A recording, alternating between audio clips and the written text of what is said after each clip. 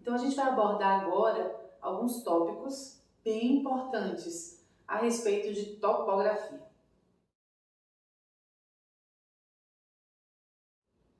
Todos nós sabemos que no projeto de arquitetura a topografia ela precisa vir representada, tanto na planta baixa quanto no corte.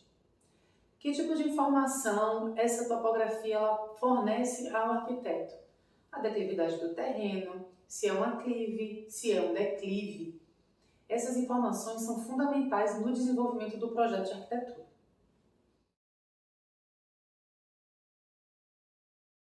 Eu vou citar aqui dois casos, onde um erro de topografia fez perder todo o projeto, tanto de arquitetura como o estrutural, e os demais projetos, por consequência. O primeiro caso aconteceu numa região aqui chamada Itapuã, onde o topógrafo não representou de fato o lote e ele, na prática lá, na realidade, tinha um aclive muito maior do que estava representado. Resultado da história: na hora de montar o gabarito da obra, se verificou que a casa não iria chegar no nível que ela precisava chegar lá no fundo. E foi um erro grotesco, e por causa disso se perdeu a arquitetura, porque afetava as escadas da casa, era um terreno extremamente acidentado, um aclive muito acidentado, e se perdeu o projeto estrutural também. O segundo caso de um erro de topografia, eu fiquei ciente ontem dele, que foi o seguinte: o topógrafo simplesmente errou a poligonal. O que acontece? O terreno, na prática, está menor do que o terreno que ele apresentou no seu cadastro. Então, na hora de se montar o gabarito da parte estrutural, se identificou esse erro. Então, como esse loteamento é muito rígido em relação às distâncias, em relação aos recuos, simplesmente tem que ter um ajuste, teve que se fazer um ajuste na obra para se vencer esse problema de 50 centímetros que ficou faltando, porque a casa não podia invadir os recuos. Na verdade, na própria etapa de compra e venda, você que é arquiteto ou proprietário, vocês precisam estar atentos à apresentação delas. Não comprar um lote simplesmente pelas medidas da poligonal, mas é necessário solicitar uma topografia, de repente fazer uma visita em campo. Porque eu mesma já presenciei num lançamento de um condomínio, eles apresentarem o loteamento em planta. Sobre essa planta havia o desenho das curvas topográficas. Porém, as pessoas que não entendem topografia acharam que o terreno era plano. Elas não conseguiam enxergar o que as curvas estavam dizendo. Por consequência, alguns acreditaram que estavam comprando lotes planos, quando na verdade estavam comprando lotes extremamente acidentados. Então, se você não entende de topografia, desse relevo que ela apresenta, então é muito interessante que você visite o seu lote antes de você adquirir. E também você que faz o projeto, se você tiver dúvida, peça uma foto ou faça a visita, mas é importante entender qual é realmente a forma desse terreno. Em relação à forma desse terreno, da topografia, você precisa ficar atento também aos vizinhos. Quando você contratar uma topografia, não contrate apenas do seu lote, mas peça as referências do entorno. Então eu vou citar dois casos também da importância de você entender a topografia dos seus vizinhos, seja os laterais ou do fundo. Você precisa entender dentro de que relevo você está inserido. Precisa entender de forma geral, não apenas o seu lote, porque isso pode impactar profundamente o projeto da sua casa ou do seu prédio. O primeiro caso foi de uma edificação implantada num terreno em aclive. Simplesmente no projeto de arquitetura se considerou que iria se fazer um corte para que o empreendimento fosse implantado. Porém, os vizinhos laterais, eles subiam muito mais do que estava apresentado ali naquele limite do terreno. Então, se o limite do terreno era até aqui, na altura, o vizinho continuava subindo. Então, o corte a ser considerado não é só em relação à parte interna do terreno.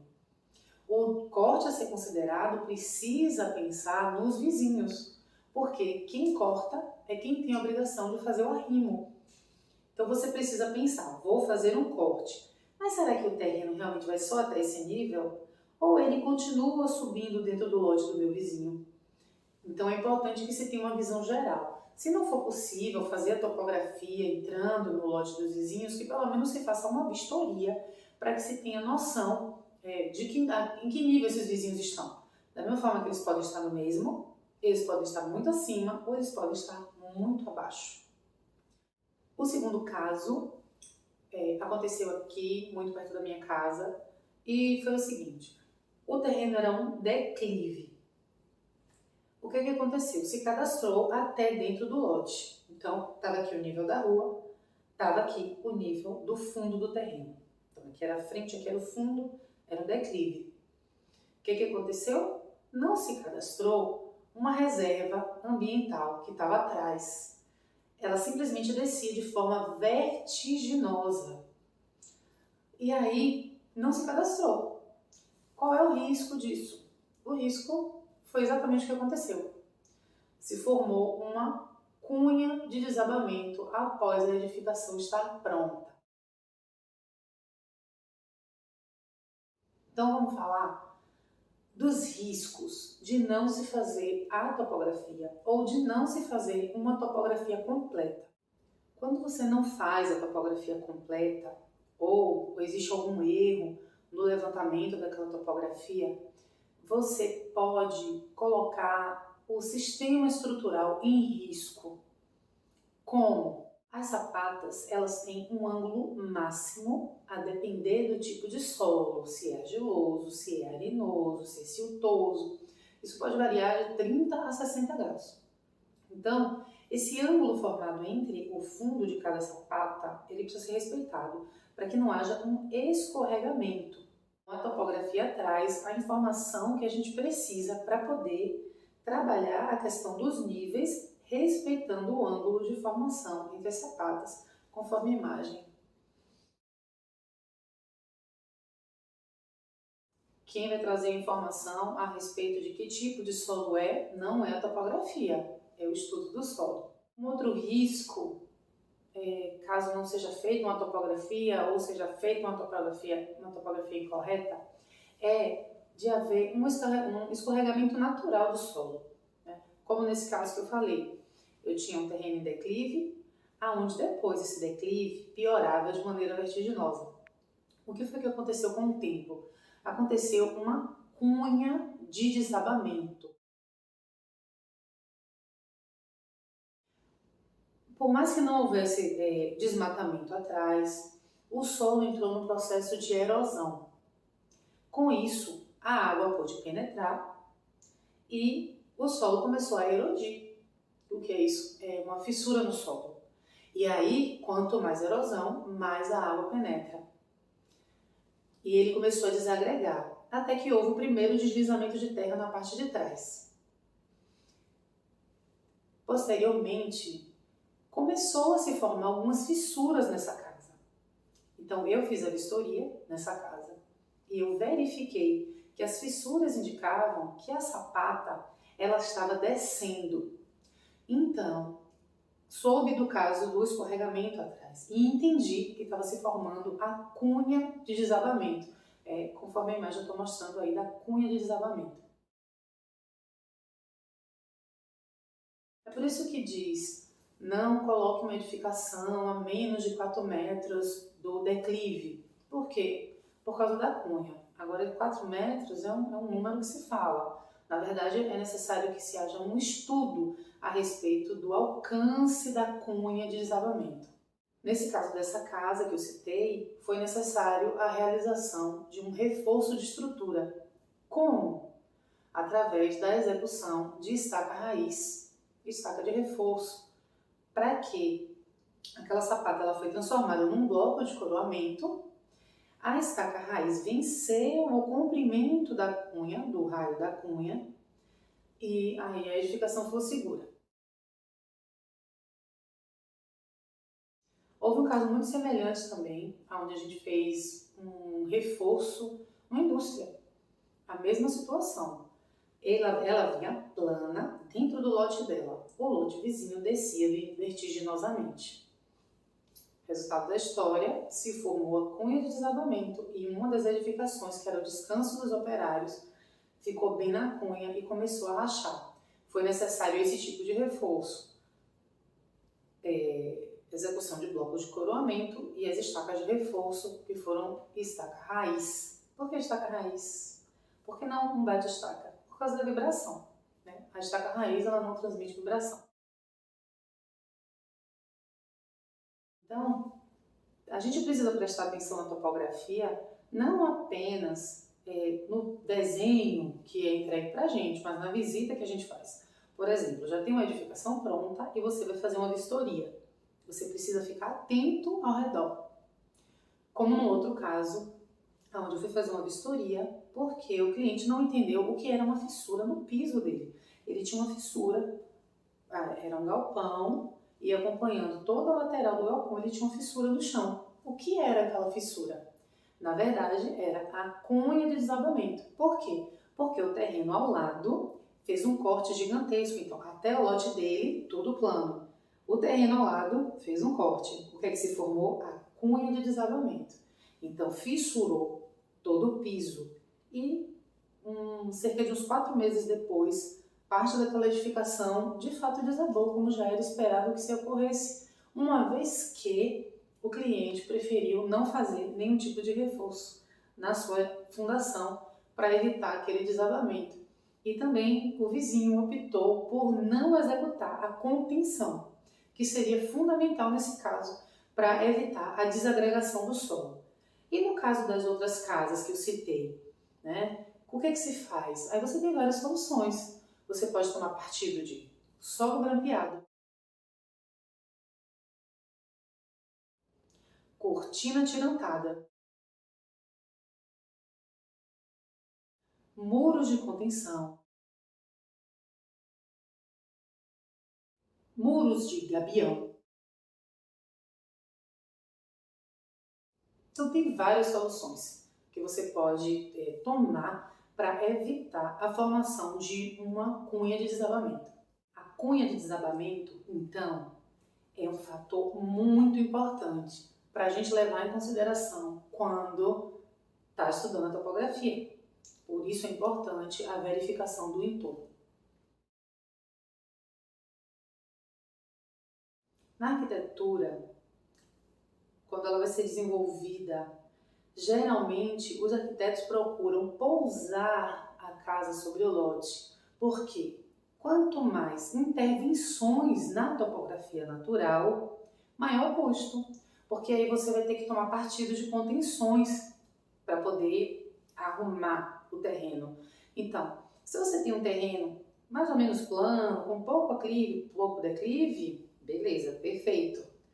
Organiza tudo, deixa tudo planinho, é muito bom. Mas nem sempre isso é possível. Então, às vezes você tem um grande declive, um grande aclive, lembrando, frente é mais baixa, o fundo é mais alto.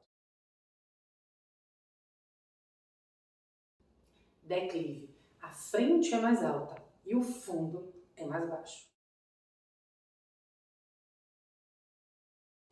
Então, nessa questão de pousar a edificação sobre a topografia, para que dessa forma se evite os custos com as contenções, lembre de levar em conta uma coisa muito importante, as regras do condomínio, se houver um condomínio. Tem condomínio que não permite que o lote tenha mais de 1,5 metro de corte, por exemplo. Então, a topografia ela começa a ser escalonada para que não se tenha um corte maior que 1,5 metro. E por que alguns condomínios impõem essa altura máxima de corte? Porque é um corte seguro. Uma cunha formada num corte de 1,5 metro é muito pequena e o seu vizinho vai estar distante o suficiente para ter a fundação dele protegida. A A topografia ainda ela tem um papel muito importante para as instalações, porque as caixas de esgoto, as caixas da coleta de água de chuva, elas são assentadas e especificadas em projeto em função de cotas, porque as tubulações elas têm uma declividade máxima e uma declividade mínima.